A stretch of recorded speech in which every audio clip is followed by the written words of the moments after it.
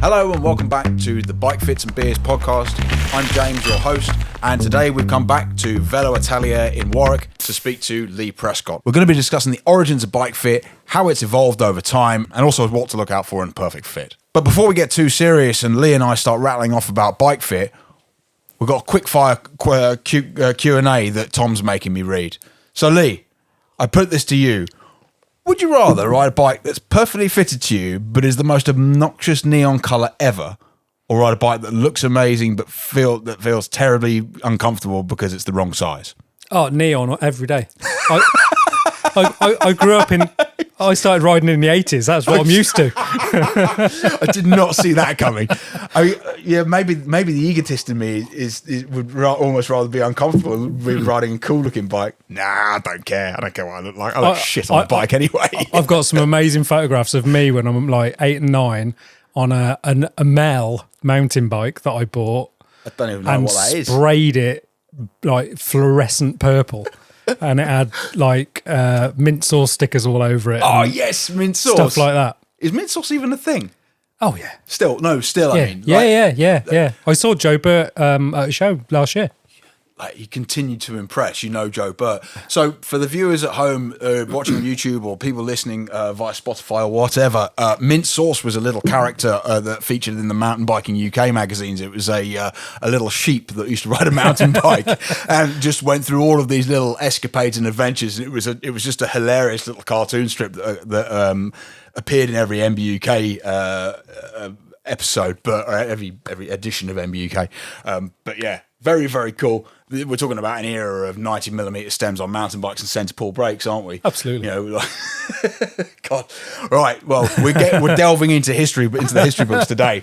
So today's video is sponsored by Church Farm Brewery. This is Harry's Heifer. It's a quaffable session ale, and they've literally filled it to the brim, and I've just spilt it all over my shorts. Like, it's literally filled to the brim. It's good value, that is. Fair play. So here we are. Let's get you. Let's get it. Get the sound of it on the mic. Go there. Go, beauty. Here we are. Right. Bikefit and Beers. Right, Lee. You are probably better placed to talk about the beginning of bike fitting, where it all started. You were there. it was the Jurassic period. Nah, I'm just kidding. So we started off with talking about how the dawn of bike fitting really kind of came from the measuring for custom bikes, because for a very long time, I know certainly for the British bicycle industry, that was kind of how you bought a bike, right? You went and had one made. Yeah, a little bit like you would have had a suit. Yeah, absolutely. I mean, like every town, pretty much, or at least every county, had one or two good frame builders. I mean, the name of our own bike brand, Meteor Works, comes from the local factory in Coventry where the bicycle was invented, right? Yeah. So, we have a really rich history in this country of bicycle development and kind of pushing the industry forwards. I mean, at one point, Raleigh, I think, were making more bikes in their factory than most of the rest of the world put together. Yeah, absolutely. And, look at it now. Well, this is it. I used to work for the world's oldest bike shop, Pearson Cycles, who were established in 1860, and they were at a very, very much still, ringing the bell of, you measure a rider and then you build a frame around them. They didn't do that anymore, but but this is a business again that is still very much has its roots in bike fitting and frame building. But anyway, we're on the history of bike fitting, and I think the whole concept of bike fitting really started with Ben Serata, right? I mean, I mean, I'd say that the Serata Institute was really like Sicky. Was really the first kind of formalised training for people.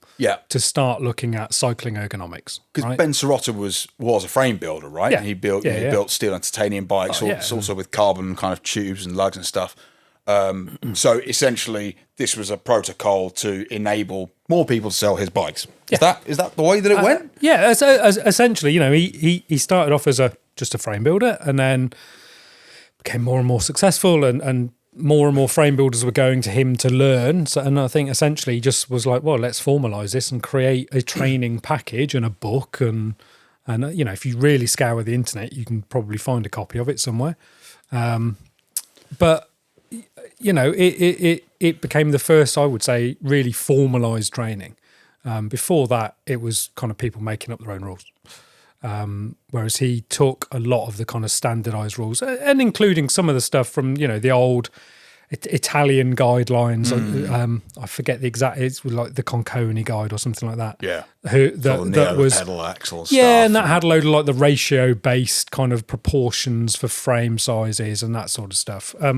So a lot of it came out of that. You know, the whole ergonomics on bikes came out of building custom frames for people.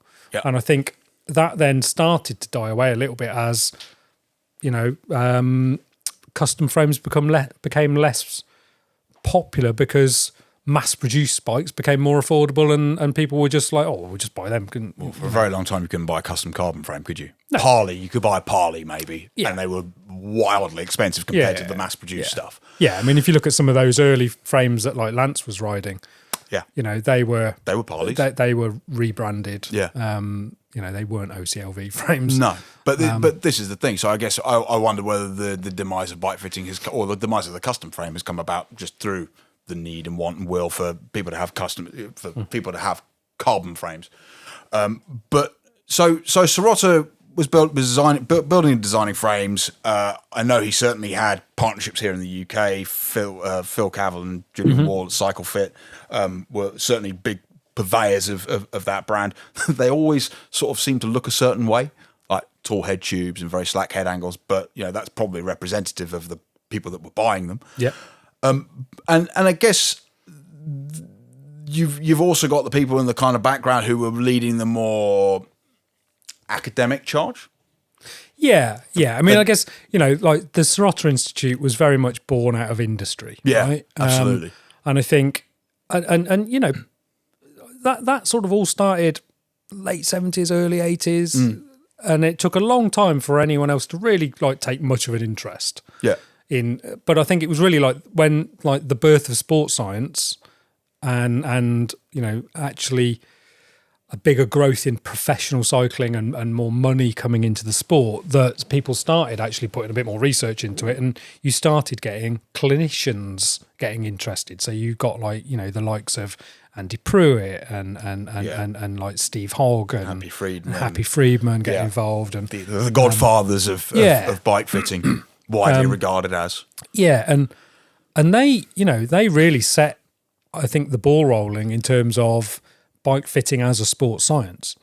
Just for context for the viewers at home, just to kind of give you a bit of an insight as to these people. Dr. Andy Pruitt is I don't know why it's relevant that he's a Bologna amputee, but he is a Bologna amputee and a doctor at certainly when I first learned about him, was a doctor at the Boulder Sports Science Institute. Yeah. And is the widely regarded as, we should also talk about Paul Swift. Yeah. But widely regarded as one of the kind of godfathers of bike fitting. He was the man that pretty much invented the specialized BG Fit protocol, and is served as an advisor for a lot of the design philosophy and the design architecture surrounding things like their shoes and their saddles. I wonder whether he was one of the people behind the pressure relief saddle. I don't know, but I know he was certainly advising specialist at the time when, you know, the first generation Toupe came out. Yeah.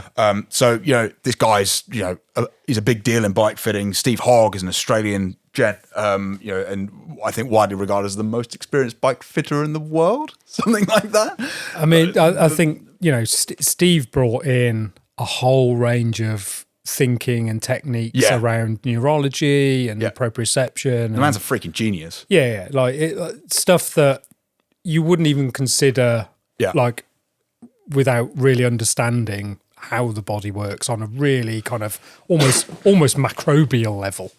But he's the reason we talk about proprioception, right? Like, he was one of the main, one of the real early people talking about it, thinking about that, and thinking about breathing cycles. And, you know, kind of really getting into not the kind of physio level knowledge, but the kind of, you know, research scientist level of understanding what goes on in the body when you're riding a bike. Yeah.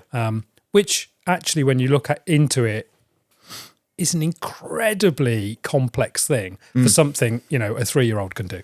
Yeah. But in fairness, so is actually walking. Yeah.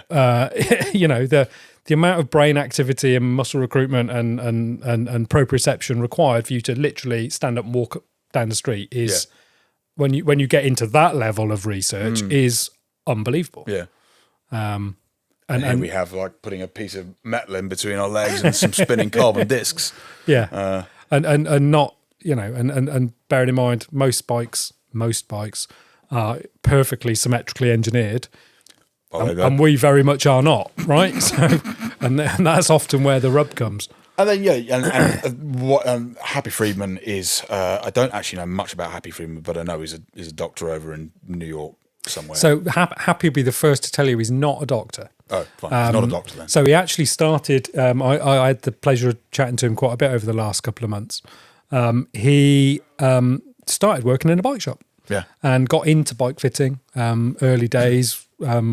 Serata, all that sort of stuff. But he now works literally out of a medical centre, and he works not for professional athletes, but people with serious medical conditions, and he will work on a very clinical basis with them to overcome injury, amputate, all this sort of stuff. Yeah. Incredibly knowledgeable guy who, again, one of the real kind of founding fathers really of clinical bike fitting, I would say. Yeah, absolutely. And then I guess you got Paul Swift, who is the guy who practically invented wedging and the 4-foot wedge, the cleat wedge, all of that kind of stuff. And his brand Bikefit, which you can still buy to this day. Yeah. Am I right in saying that he designed all that stuff himself? I had an email from him 2 days ago. Yeah. So yeah, there were these, this small group of brilliant people that sort of really drove bike fitting in a more, as you say, a more clinical direction. But it was still, for a long time, it's like nobody had ever heard of it. Like nobody knew what bike fitting was, even though it has sort of existed in the shadows almost, and maybe this is why it's considered a dark art. Well, and I think the thing is, at this stage of its development, and we're talking kind of early 2000s, right? Yeah. Bike fitting was very much something maybe a little bit reserved for performance athletes. Yeah. And I don't mean just pros, but people at a good club level, national category races, that sort of thing. It wasn't something that a club rider would go and do. Yeah. And it was still very much, based on critical thinking and experimentation. And I think that what was good about specialists. it. Yeah. I mean, what was good about it back then is it was all really moving in the right direction. Yeah. It was all about kind of, I guess, what we would almost consider good bike fit today, right? Yeah. And it wasn't really something that was like a big sell service. It wasn't a big money earner. It was something you were doing to help the athlete out, often to get them on the right bike, maybe in your shop, or if it was someone that was injured and coming back from injury and that sort of thing. I think where it kind of then turned, which no doubt you're going to come on to in a minute, is kind of when it got commoditized. Yeah. I call it the bike fit renaissance. Like, I got to admit, I credit Phil and Jules for this, like for like putting bike fitting on the map, for making it, like making people stop and think, like, this is something that you need to consider if you're going to spend any amount of time on a bicycle. You should be bike fitted. You should have a bike fit. And, I think they did an incredible job of like really, really driving an industry. And that's why they had the Cycle Fit protocol and the Cycle Fit education system, which I went through personally. And, that was a big part of putting bike fitting on the map. Yeah. Making it accessible to the everyman. Yeah, absolutely. And like Porrig McGlynn, for instance, as well. Yeah. Like similarly over in the US, he's in Arizona. Did a very similar thing. But it sort of almost became, did we become victims of our own success? Because it then put bike fitting on the map, but then it sort of became a target for the big boys to start getting involved. This is hello. Yeah, we can make a quick buck here or two. I think it became, when it became a premium service and something you could charge for, that presented quite a nice bandwagon. Yeah. for a lot of people to jump on. Not just, I mean, and not just big brands to try and get a piece of that action. Yeah. But, you know, there was a lot of bike fitters then cropping up. Yes. Who hadn't necessarily done any education or you know, when I first moved here to do bike fitting in Warwickshire, I think there was something like 15 to 20 bike fitters in Warwickshire. You know, I mean, I think there's 2 of us now. Wow. And to my mind, if only that were the case in southwest London. but you know, it's like I mean, it's like with anything, right? If all of a sudden, especially if it's an unregulated industry, all of a sudden, people are jumping on, going, "Oh, I can do this and earn a quick buck." But I think that brings with it a whole litany of other problems, though, doesn't it? And I think where I've been on courses where you got a guy in a classroom, in front of a classroom full of would-be bike fitters who are basically sales kids from, you know, your local bike shop, and or they're the bike shop owners, combination of the two. And you got a guy in front of the classroom saying, if you do bike fitting, you are going to make more money. And it's this kind of cookie cutter approach of measure the feet, sell a shoe, measure the arches, sell a foot, measure the sit bones, sell a sack. It's all about mechanizing the sale of product. And I think that a lot of people kind of miss the point with bike fitting. It's not really, like, people walk into my studio, they spend 50 quid or nothing. They walk into my studio, they spend 50 grand. There are not very often. It does happen, but occasionally you get a billionaire in. But it's not about how much stuff you're selling to this person. It's about problem solving. And I think this systematized approach that was started from this kind of bike fit renaissance that we're talking about. We are talking sort of early 2000s, 2001 to 2006, something like that.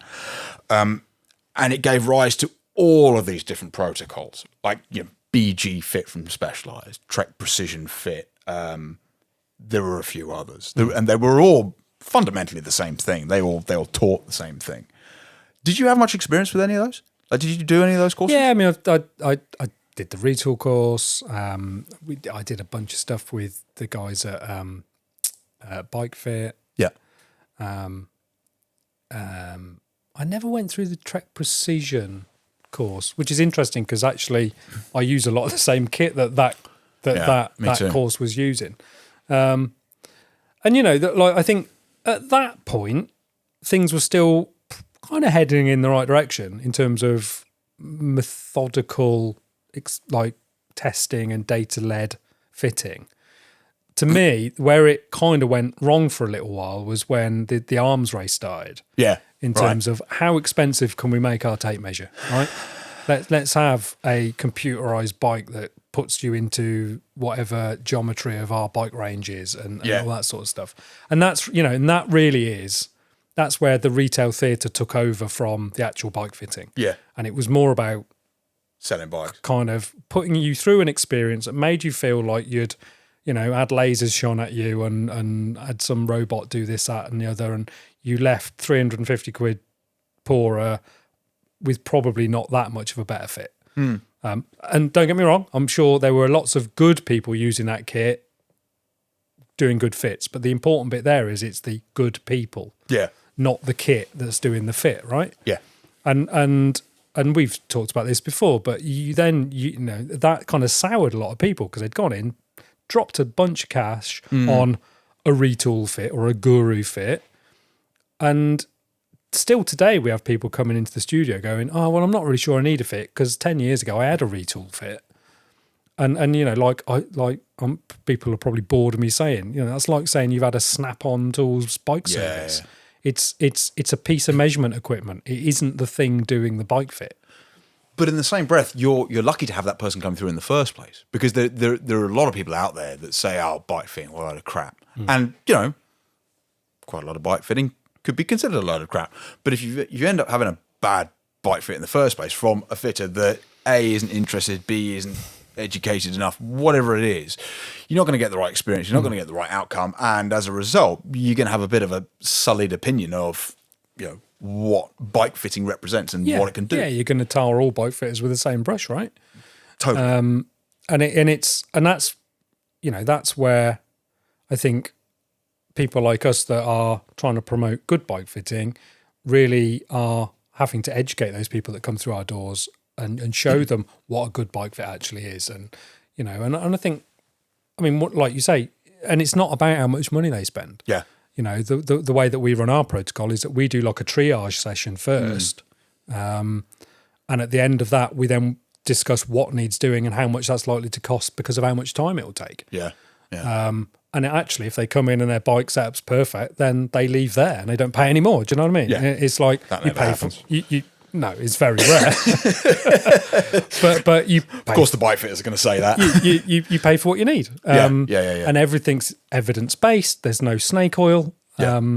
And it's all very transparent, and that's what it needs to be. But I think this is where technology has very much gotten in the way, hasn't it? It's become very labour intensive, or at least it can be. And again, to quote Phil Cavill, that you want to be a master of the technology, not a slave to it. And I think that's a very apt expression, because Phil Cavill is a very wise man. He also wrote the book Midlife Cyclist. He's one of the directors of Cycle Fit and Covent Garden, one of those people who started this bike fit renaissance. But the whole premise of the statement is that something like a retool system, which requires the fitter to adhere infrared sensors all over the rider, usually incorrectly, either that or they move.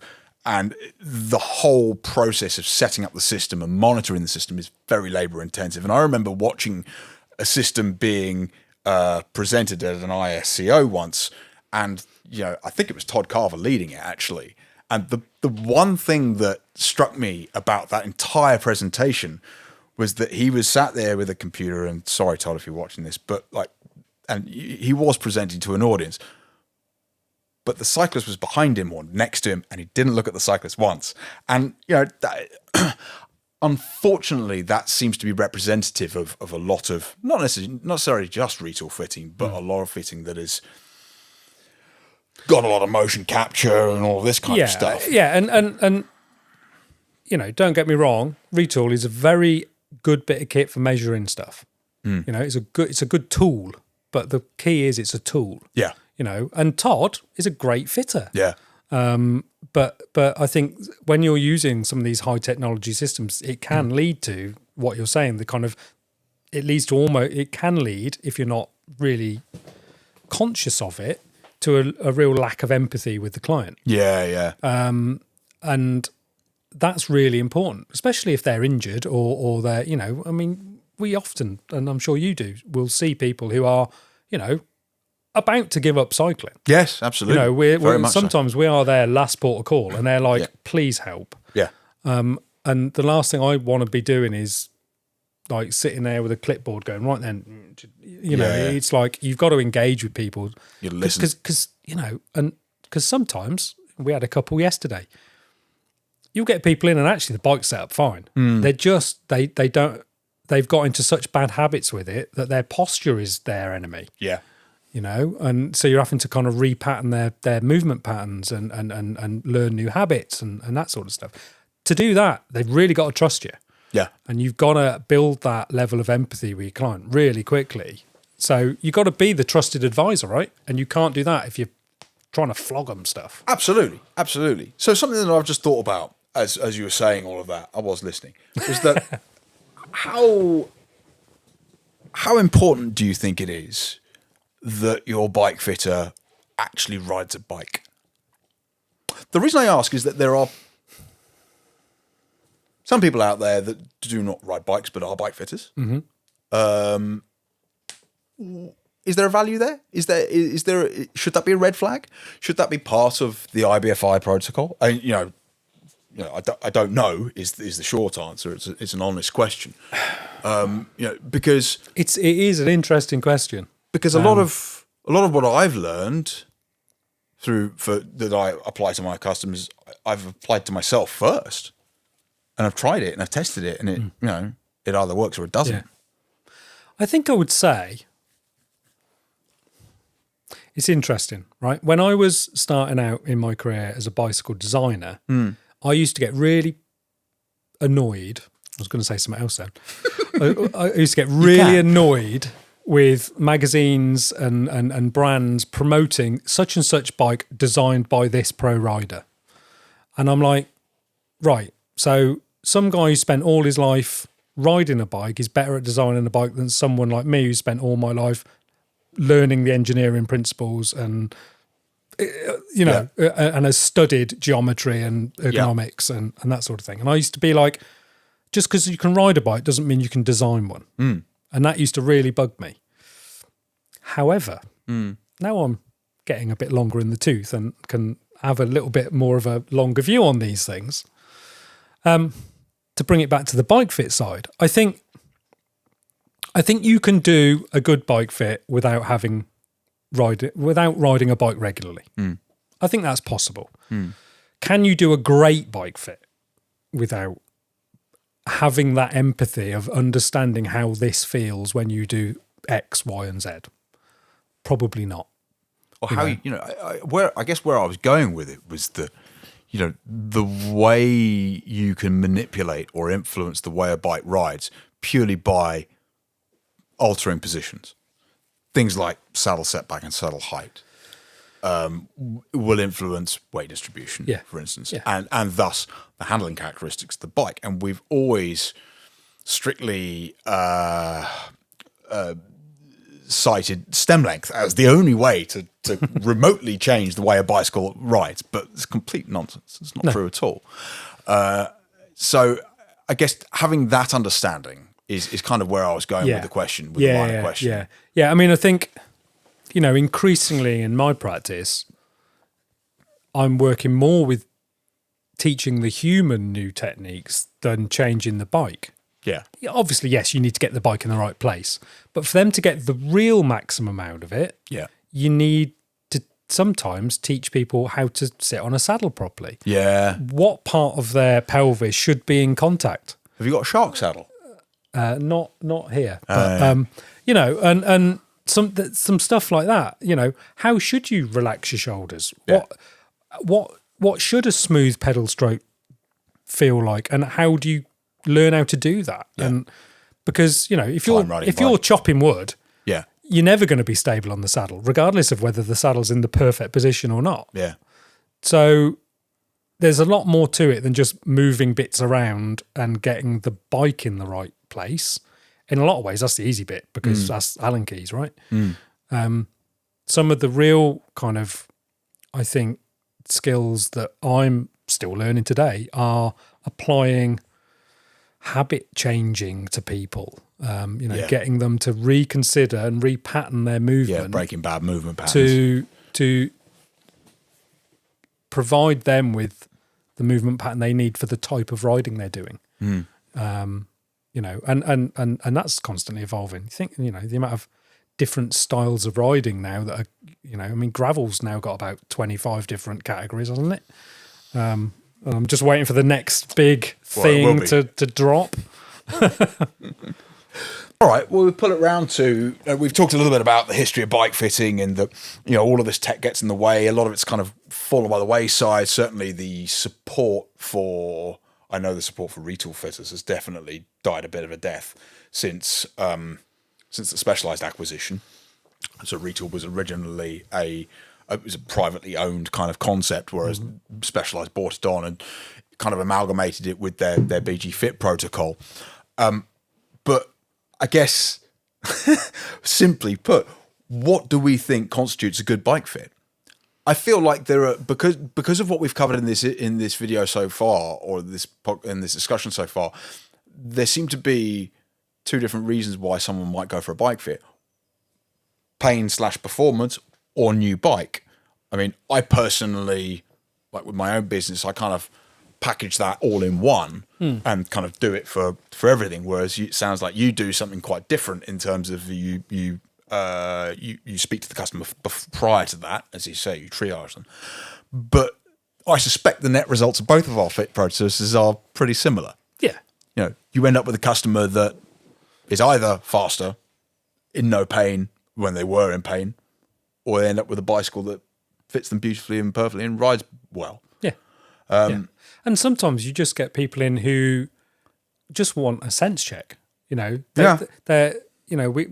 I mean, I had literally this week I had someone in who not in any pain, feel like they're going quick, just felt like there's something not quite there, and then dropped a lot of money on a bike, wants to know they're getting the most out of it.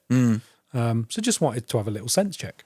Really. I think relating that to the technology thing. So I quite often get people who come into my studio, for instance, and they say, I had a Bikefit like 5 years ago, but it was just a guy on a turbo trainer, and he just sort of looked at me and did a bit of that, thumb in his eye, thumb up to the eye, and a bit of this, and it didn't. It was all right, but I don't know. Yeah, and you look at them on the bike, and it's like it's bang on. There's very little for you to do. What I'm getting at here is that the lack of technology, because the industry has marketed the need for technology, the expectation of the customer now of the cyclist is that you need some sort of tech in order to do the job. So I think, kind of relating back to the theatrics that we discussed in previous podcasts and previous discussions, although it can get in the way, there is definitely a place for technology. For instance, we use a pressure mapping system, same as you. Yeah. GBMized, which is housed out in München in Germany, and they make cycling-specific pressure mapping systems for the shoes and the feet, the saddle, the handlebars. We tend to focus on the saddle, and I pretty much only use the pressure mapping system to quantify positional interventions. When I'm testing saddles, I take it off, and but my point of saying all of this is that people book in with us because we have a pressure mapping system, because we market ourselves as having a pressure mapping system, and the perception from the public is that, because he's got a pressure mapping system, he can get me on the perfect saddle, or he can remove all of my saddle discomfort woes. Just because somebody has a pressure mapping system doesn't mean that they can remove all of your woes. And if they're relying upon said system, you've still got to interpret it. Yeah, right. And it's that Cavill expression of Cavill or Cavell? Cavill, I think. Cavill, I think. Sorry, Phil, if you're watching. It's being a master of the tech, or is it being a slave to it? You've got these two pressure hotspots here and here, so it must be good. I tell you what, that is not the case ever. That's widely what we look for: two pressure points at the back of the saddle. But I literally had this the other day where I've had a guy who throws up the perfect pressure map result. He's in pain. Like, the saddle hurts. And the pressure map doesn't tell him that. Yeah, I mean, if you speak to Daniel at GBMized, he will be the first to say the pressure map alone does not tell you whether the saddle works or not. This is Daniel Sharder of GBMized. Again, it's a good measurement tool, right? Yeah, so it shows you how the pelvis is interacting with the saddle. Yeah. Doesn't say whether that's comfortable or not. Yeah. It just gives you data. Yeah. You've still got to then interpret it. And it's a brilliant tool. And I obviously we could fit without it, but it you don't speeds. Really want to. I don't want to, because it speeds our process up massively. Yeah. Which is better for the client and it's better for us. And I would also say that it's changed the way that we fit. It's certainly changed the way that I fit. It's made me focus on different things and opened up ideas and concepts of things like, for instance, how much the saddle interaction is influenced by how far apart the feet are. Is something that we learned by using pressure mapping. So I guess where we're going with this is that technology is a good thing if used in the right way, if used in a responsible manner, like all technology. But I guess you've got to want to get the right results as well, haven't you? And I think that's where...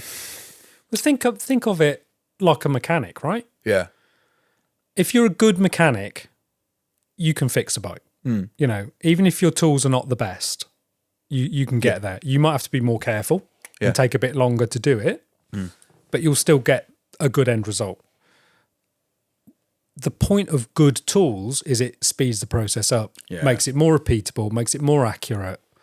I'm not in any way anti-tech. I think, because of my role with the IBFI, I get to see a lot of new stuff that's coming through that isn't even out yet. Stuff that we're kind of offering opinion on or reviewing for the website and that sort of stuff. And there's some cool, exciting stuff coming. Yeah. And all of it has good worth. Does that tell you how to fit a person? No. It's a tape measure. Yeah. You got to know how to interpret that tape measure. What I don't agree with is kind of, and there's probably a whole discussion we could have about AI and bike fitting and that. Let's have that discussion. Around, there are apps that you can get and prop it up and film yourself, and the app will tell you. None of that takes into account all of the other data points that we're collecting, right? It isn't getting saddle pressure. It isn't getting pedaling dynamics. It isn't able to see pelvic stability. Are the shoulders rolling? It's typically side-on view, maybe a knee track view. That alone might get you somewhere close, but it's not going to solve every problem. If you're not in pain, you're not having big problems, then some of those things will probably get you pretty close. But it's not going to help with the aspects of it that you can't see, like things like what's going on inside of the shoe. Exactly. Requires rider interaction. And the shoe is probably one of the most, like the foot and getting that correctly positioned and functioning, probably one of the most overlooked things historically in fit. Yeah. It's coming more to the fore now, thankfully. Yeah. But our whole fit process starts with the foot. Yeah. As it should. And I think, the technology thing is I think we're coming through it. The whole tech arms race of fitting, I think is over. I think people are now understanding that actually well-educated and certified professionals are the people they need to be seeking out, not people with a fancy bit of kit who maybe have never done a training course. To put the boot on the other foot for a minute. Yeah. Do we think this has led to, I suspect it has, do we think this has led to almost an anti-arms race where the investment in technology, in bike fitting technology, in bike fitting products has just sort of like, I was about to say gone off a cliff, it hasn't, but fallen by the wayside. I mean, for instance, I was privy to the new Shimano bike fitting jig because they wanted to sell me one, and I ain't buying that thing. No way. And it's sort of designed by bike fitters for bike fitters, but I can't really think of many bike fitters that would want to use it personally. I'm a well-known advocate of bike fitting jigs, and I've long looked for a replacement for the purely custom ones that we use because, frankly, purely custom just a pain in the arse to work with. They're a basket case, but there isn't really a viable alternative. And I sort of feel like there is a place in the market. There is a space in the market for new bike fitting tech that can do a job better. I would like a jig that I would like to be able to adjust crank length on the fly, for instance. Yeah, I would love to be able to do that because you can change it, you can make the change, and the rider doesn't know what you've done because rider preconception can often get in the way of decent feedback, reasonable, reliable feedback. So is that something that's changing, do you think? Are you seeing, you may probably see more of it than I do. Yeah, I mean, we were discussing offline around, if you look at most kind of like level 4 fitters, they use their own protocol. They have evolved themselves out of pulling the best bits of training they've had. They have diverse level of training and education, and they've put together what has evolved into a protocol that works for them. And I would say also with most level 4 fitters, it is constantly evolving. Yeah. And that's not just level 4. I mean, hopefully any good fitter of any level is doing that. Where I struggle with some of these kind of pre-packaged protocols is I don't really understand who's going to buy them, right? Because if it's a pre-packaged protocol, and what I mean by that is, I'd imagine. A brand going, you have this kit, you do this. Yeah. If it's in this range, you do this. If it's in this range, you do that. And I get that because that's that's the McDonald's model, back right? Back to the Mike McDonald's that thing, is right? putting together a perfectly adequate bike fit. Is it though? Oh wow! But so the sorts of fitters that are going to buy that are people beginning, starting out in it, like getting into it, and if that helps people get into it and start to learn properly. But those systems are hideously expensive. Well, that's right? exactly what I was going to say. And if you're starting out in Bikefit, you're not going to want to drop 20 grand on a protocol and its kit. Yeah. Because you're never going to make that money back. I think I've been talking about this with a friend recently about the barrier to entry of doing this properly, and I think to give complete transparency, I felt as though the barrier to entry was 600 pairs of shoes, which is what we have. A bike fitting jig, pressure mapping system, video analysis software. Video analysis software is £2,000 a year for Dartfish Pro. The barrier to entry to doing this to a high standard, I guess I'm trying to be quite careful here. Like, I don't want to be saying you need to have 100 grand in the bank account to go and deck out a bike fitting studio in order to remotely do a good job. That's not what I'm saying. But there is a barrier to entry nonetheless, and although it might not limit you from getting good results, it might limit how you are perceived by your potential customers. Does that make sense? Yeah, I think there's kind of two things we're talking about, right? There's learning how to do a good bike fit. Yeah. And there's running a good bike fitting business. Yeah. And it's very different. Yeah. I know a lot of really good bike fitters whose businesses just fail. Yeah. Because they can do an amazing fit and do brilliant work, but just are incapable of running a business. And it's a different skill set. Yeah. It is a really good bike fit brain is not going to be the sort of commercially minded marketing type brain that will run a good business. Yeah. So not always. Not always, but part of, I guess, some of the stuff we've been trying to do with the IBFI is try and give bike fitters business resources and commercial help. Yeah. Because I think that's one of the areas where a lot of fitters really need the help. Yeah, I did a talk recently with Rick Schultz from Bike Fitness Coach in the US about how to get into bike fitting, and one of the questions he was asking was, how much do you need to spend? And it's like, well, to learn how to become a bike fitter, you need to spend your money on the education. You don't need thousands of pounds worth of fancy tools. There's open source video capture software you can use short term. Things like Kinevere and that sort of stuff. However, where you need to spend your money is your education, because that's your most important tool. That's your tool. Yeah. Sorry, I'm pointing to my brain. It's a podcast. I forgot. So you've got to get the knowledge by whatever means necessary, right? And you've got to continue to get that knowledge and continue to educate yourself. I'm sure you're the same as me. We never stop learning. No. I'm constantly doing, I'm about to go on a podiatry course. Yeah. It's really important to continue that evolution. Now, starting a successful bike fitting business, that's a different matter. Yeah. That's can cost a lot of money. Yeah. If you want to hit the ground running. Yeah. Otherwise it's something you're going to have to evolve. You're going to maybe have to start partnering with a bike shop and do some fits in a side room there until you can afford your own, build your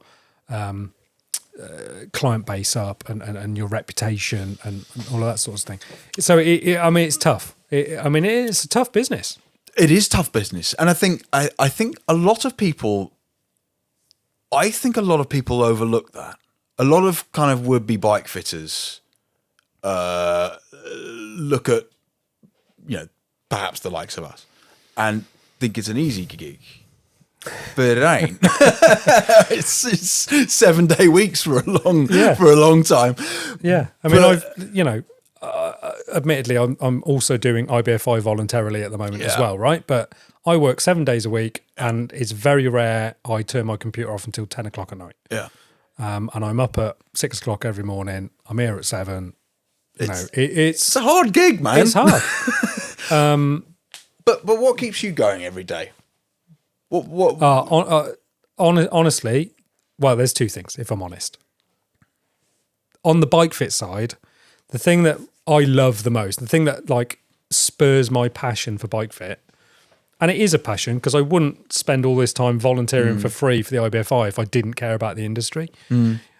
What I love is when you get someone in who's about to give up cycling because they're in so much pain or they just can't get over this injury that keeps cropping up and all that sort of thing, and you work with them and solve it, and there's just nothing like it. Yeah, I know. And especially considering, as we've mentioned, right, you have built up empathy and a relationship with that person through the period that you've worked with them, and it might only be 2 hours. Yeah. I mean, typically on those cases, it's months. Yeah. But, I mean, I've had grown men sobbing in here, just going, I can't believe I can actually ride my bike again. And it's just like, that is worth the hours. How many of those instances do you think have been created by a bike fitter? I know it's a bit of a tentative subject. In terms of them getting an injury due to a bad bike fit. I don't see a lot. I've seen a few. I think most people, if they've been for fit and are uncomfortable afterwards, typically go back to that fitter and try and get a result. Do they?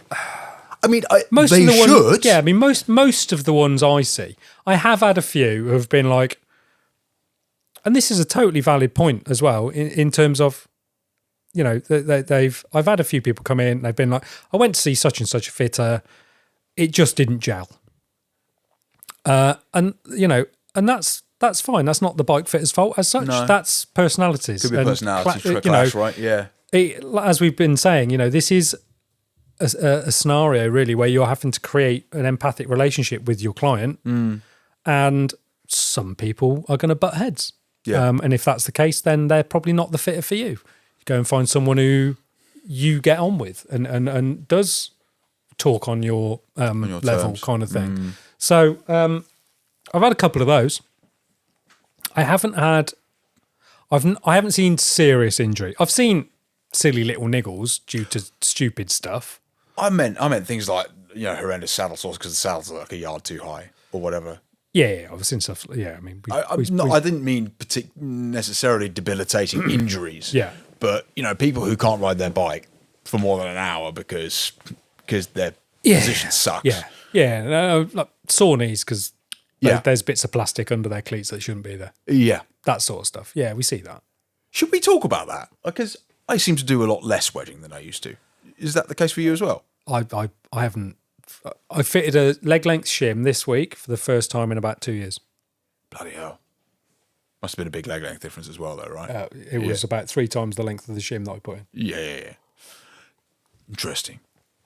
Because that, this era, like kind of harking back to like the history of bike 5 fit. degree of Varus, lobber wedging, regardless of the mobility of the foot. So, like for the viewers and listeners at home, we're talking about cleat wedging. They're usually yellow, or at least they used to be yellow, the Bikefit branded ones. And there was an era where, I certainly remember having like 4 of those things stuck under each of my cleats, and like canted the foot out like this, and so all hell break loose on the outside of your feet. But yeah, that's sort of gone away in the same way that we don't walk on the outsides of our feet, right? No, it's. I think when I stopped using them as much, it was sort of twofold.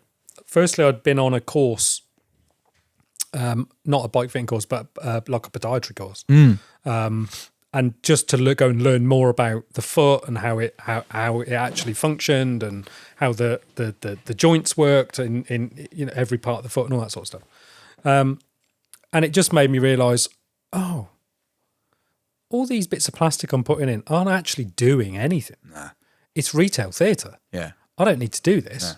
Nah. What a waste of time. A lot of it's absorbed as well, isn't it? Yeah. And that's not to say I don't ever use them. No. I mean, if I open my cupboard over there, I've got hundreds of blooming things. Yeah. But, it's a tool. I'm glad, I'd rather have it and not need it than the opposite, right? Absolutely. And there are occasions, if you've got, literally foot dysfunction and it's valgus, actually, I tend to use them on more than...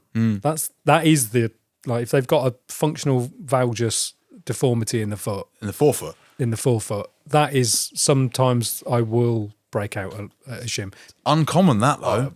I've seen probably 2 in the last 10 years. Yeah. I funnily enough, I've seen 2 this year. Oh wow. But but like that's I probably see before that I've probably seen same as you, another 2 in the last 10 years. Yeah. Like valgus forefoot is an elevation of the 5th ray. So the fifth, the pinky toe, essentially, whereas most people have an elevated first ray, which is the big toe. So it's a relatively uncommon forefoot deformity, which I don't even know how to deal with in Bikefit scenario, to be honest, because I see it so infrequently. Yeah, it's not something you get a lot of experience dealing with. Well, I've only seen it like half a dozen times. So how do you know what to do with it? And but with that comes the conversation with the customer. You say, look, you got freaky feet. I don't know what I'm doing here. Like, you be honest, be humble about you don't know what you're doing because you don't see it very often. It's like we try and teach level 1s, right? Is don't overstep your boundary. Right. Like you fit to your limits. But how many bike fitters know what a valgus forefoot deformity is? That's this is the thing, like, and how are they screening for it? That 4-foot caliper that you the one with that goes up against the back of the Achilles. There's one over there. This for the viewers on YouTube. We use this tool, this kind of caliper that goes up against the Achilles, and then this caliper denotes sort of whether they have a valgus or varus orientation of their forefoot and puts a number on that orientation. I had a meeting with all of my fitters recently. We carved out a day and we sat down and we talked about just different stuff. Like we looked at each other's fits and we thought, what would you have done here? Like, we're learning from one another, which I think is a very healthy thing to do. And one of my guys said, this tool, like, and he's right. You can put this tool on the same foot 10 times and get a different result. I can't. Well, no, you can. I think you learn specific ways to load the foot, right? To put it on properly. Yeah, but it's a bit of a funky tool. This. Yeah. Well, what it doesn't take account of, and this is where again, it's a tool, not a rule. Yeah. That should be a saying. It's a tool, not a rule. You heard it here first, folks. Bike fits and beers. It doesn't take into account the function of the foot. Yeah. So if all the met heads are fully mobile, yes, even if that's how it naturally sits when it's unloaded, as soon as you load it, it's totally fine. Yeah. The only time I really ever break that tool out is if there's if they've got like arthritic proclivity in the foot and things aren't moving and it's like, right, okay, I need to see the severity of this. Yeah. And that's more of a, okay, do I need to send them over the road to the podiatrist and hopefully go with them so I can see what he does and go from there. But so let's go full circle, because we were talking, the premise of this conversation and discussion was really about what constitutes a good bike fitting, or what constitutes a good bike fit. And, you can't shut us up because we both love talking about this stuff. And I could literally sit here and talk with you about it all day. But if we had to put into one sentence what constitutes a good bike fit, I mean, sorry to put you on the spot here, because this is quite a difficult question to answer. I think I've got an idea of what I would say, but what do you think constitutes a good bike fit? In a single sentence? or two or three, or thereabouts, or 2 or 3, but not a paragraph. Good question. I think a good bike fit is the rider and the fitter working together to get the rider into their optimum position. And I think the key there is working together. Rather than a dictatorship. Yeah. It needs to be a relationship, and it needs to be methodical and data proven. Yeah. So it's methodical, and there should be some sort of screening, and it should be backed up with facts, backed up with science and tech, right? Yeah. I mean, I would agree with that. I think that there should be the will and the want and the need to improve things for that rider, be it remove their pain, be it improve their performance, be it get them on the perfect bike, whatever it is. But there should be this, without the sullying of finances kind of interfering with it. I think it should be the will to improve things. People should want to do right by you. Like, your fitter should want to do right by you. And if they don't get the results right the first time, you should be able to go back. And I think you should feel welcomed to go back. Yeah. I mean, we offer literally a total guarantee. Yeah. Like, if we do a fit and we consider the fit to be over. Yes. Because our whole process is based on process, not event, right? So it's like we expect or we hope our clients come back and see us maybe for half an hour twice a year. Yeah. You know, so they just have constant little top-ups, just like you would maintain your bike. I mean, ideally, bring your bike in for service and we'll just check your fit while you're here. Nice. That kind of thing, right? But I think the real important bit with it is you fit to your limit, like we said before, right? So, and this is where the community of bike fitting is really important, because I think if you come up against a client and you, like you say, you want to do the best by them, if you don't think you can, pass them on to a fitter that you think will probably do a better job. Yeah. Right. And I think that's a bit of the industry that we're not good at. You know, I think I know that I've passed people to you, and I know that you've passed people to other people. You know, I think, especially when you get up to kind of like level 4s, we're all quite specialised. You know, like we often have our little niches that we're really good at, and then we know that there are other people that are better at other things. You know, if I've got a client, and you know, we sell bikes all around the country and Europe. If I've got a client up in the north of England, for instance, who's got a real problem physically, I'll be sending him into Gary Kirk. Because he will know exactly what to do, and we'll sort him out. And I know he will, because he's an absolute legend of. Gary Kirk, for the viewers and listeners at home, is based out of Glasgow. And very, very well regarded fitter. Has been on the Steve Hogg course. Very knowledgeable. Yeah. Complete and utter super nerd. Lovely guy. Really lovely guy, actually. Gary Kirk. So yeah, if you're up that part of the world and you need a good bike fit, go and look at him. Go see him. Yeah. So yeah. Sorry to interrupt you. Yeah. No. 100%. And that's the bit I think. I really want. I mean, that's why we're trying to bring the conference back, right? Is because we've got to create and foster that global community of fitters. Yeah. You know, it's why we created the new forum on the IBFI, so that just so fitters can talk. Yeah. Share knowledge and share clients. Yeah. You know, there's enough cyclists to go around. We don't all have to be like this. Yeah, absolutely. You know, it's about helping people. Yeah. Ultimately, you don't get into bike fit for the money. No. You do it because you want people to enjoy their cycling. Yeah. Well, there you have it. Before we finish, another would you rather. Would you rather have your shoes so tight that they pinch your feet, or so loose that you fall out of them? Cycling shoes. Too loose. I spent most of the 80s in shoes that were too tight. We've all been there, haven't we? If I can pedal in flip flops, I can pedal. Yeah, like Lawrence Carpenter, a good mate of mine. He drives me mad. Like rides around with his shoes undone.